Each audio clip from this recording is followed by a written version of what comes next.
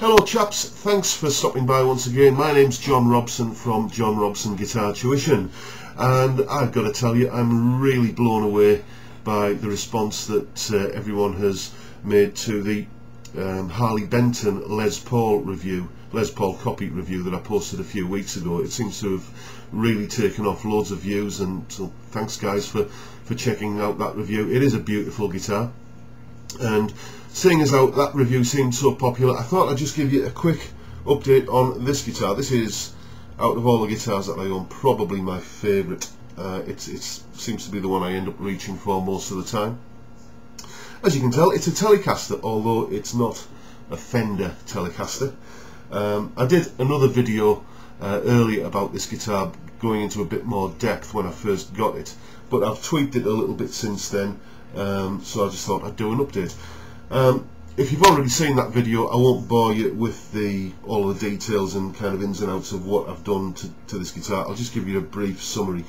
Basically, I was out walking the dog one day and walked past a charity shop in town, and this guitar was in the window for £25, and I just thought, well, I can't not buy it.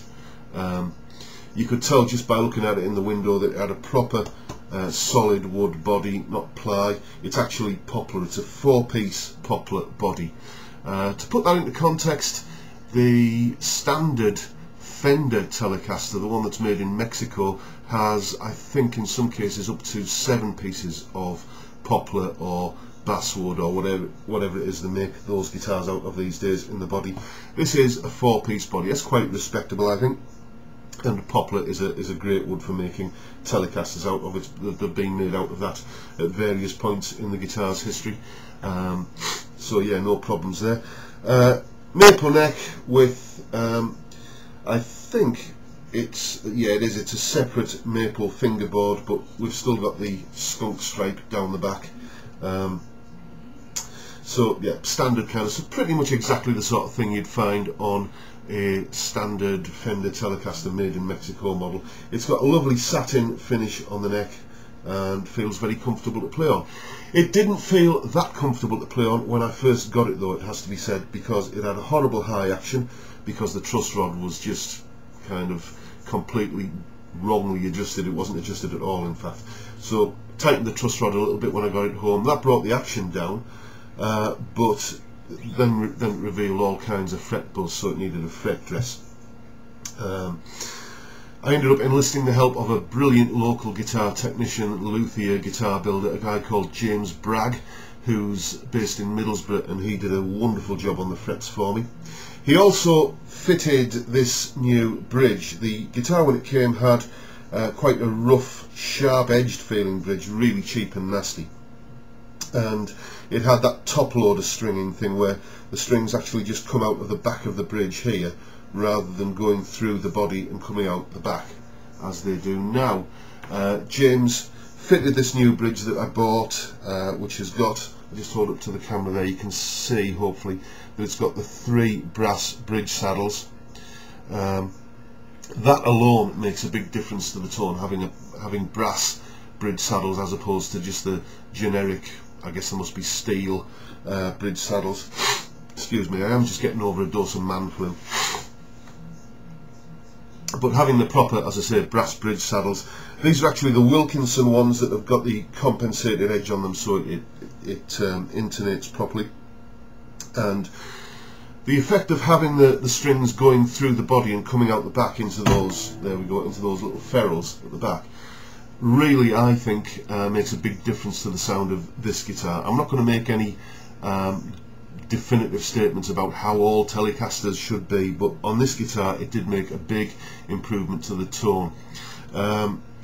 When I'm really kind of digging in and playing hard on this guitar, which, let's face it, that's the kind of way you got to play a Telecaster. It rewards that way of just digging in and giving it some welly.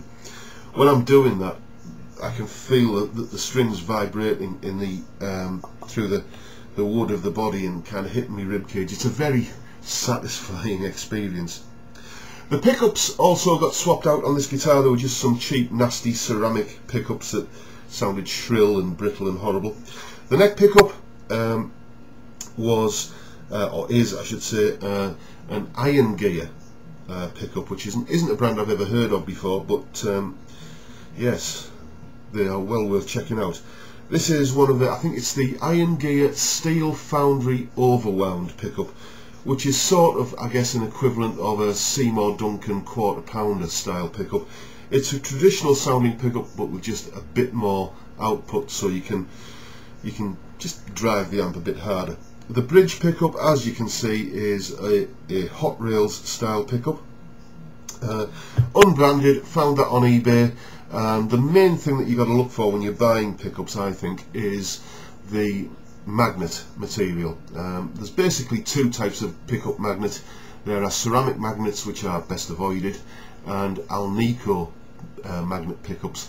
Alnico is an alloy of aluminium, nickel and cobalt, and there are various grades of it. This is Alnico 5, and it does make a big difference to the sound. A really warm, bell-like sound when you play it clean, although I don't tend to play this guitar clean. This is the guitar that I dig out when I've got my kind of rock and roll head on, really, and I want to get a little bit raunchy. So anyway, yeah, new bridge, new pickups. James Bragg also fitted the bridge for me, because I don't have a drill press, so I couldn't do the necessary holes. Never ever drill through a Telecaster just with a hand drill, because the bit will just kind of wander all over the place. You need a proper, kind of drill press to do the job correctly, and James has one and I don't, so that's why I enlisted him to do it. What else have I done to it? Well, up at the neck here, up at the headstock rather, just a custom logo. Again, I found a company online that you just tell them what text you want, you choose the font that you want, and they will do you a decal like that. It's just stick down vinyl.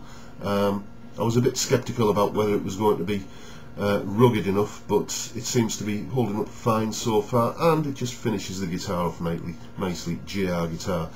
The tuners are just unbranded sort of Goto, Grover, Sharla type things. Just they're a good quality tuner. I didn't feel any need to change them. And the scratch plate, this is the one that's really kind of personal to me. I'll hold it up to the camera there. You can probably see that it's all sort of sepia tinted manuscript paper.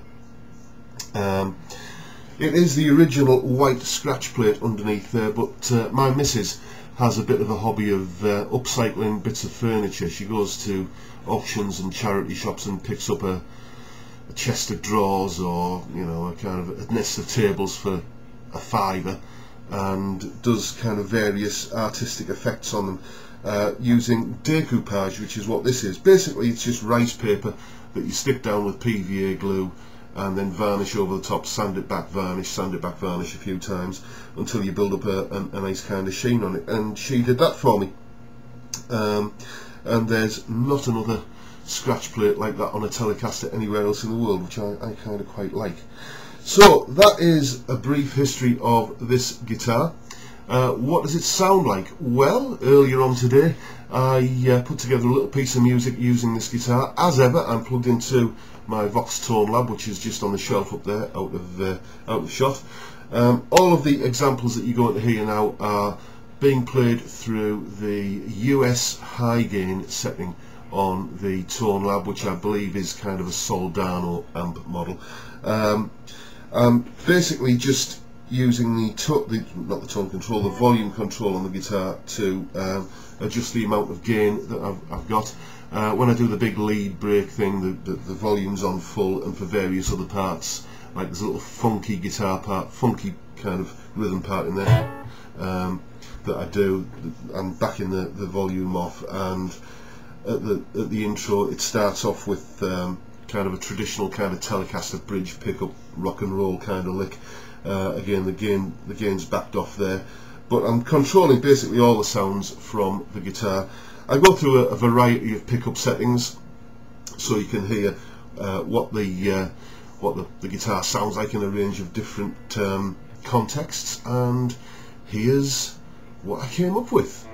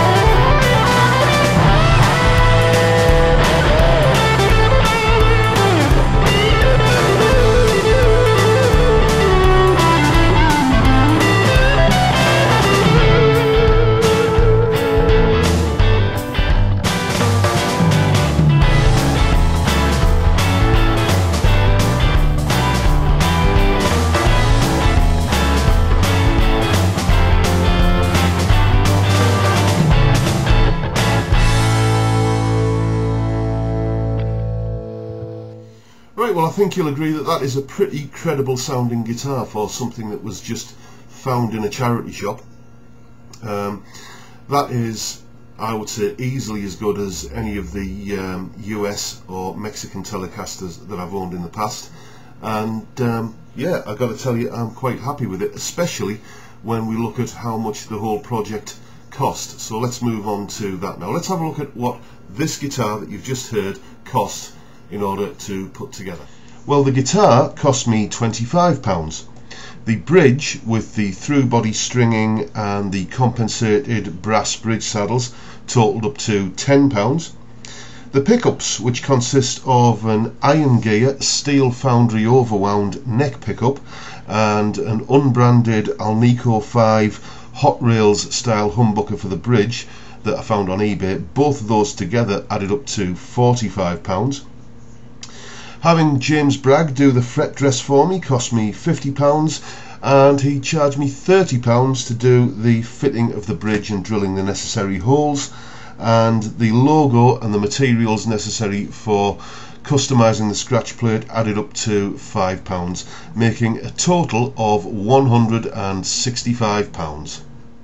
Now, I don't know about you, but I think that is a ridiculously small amount of money to pay for a guitar that behaves like this. One thing that you can't tell on the video is what it feels like to play. Well, the neck has, basically it feels like a Telecaster, you know. I mean, it may sound obvious, but that's kind of what it feels like. It's got probably, I would say, something like maybe a 9.5 to 10 inch fretboard radius, a very modern feeling Fender kind of feel.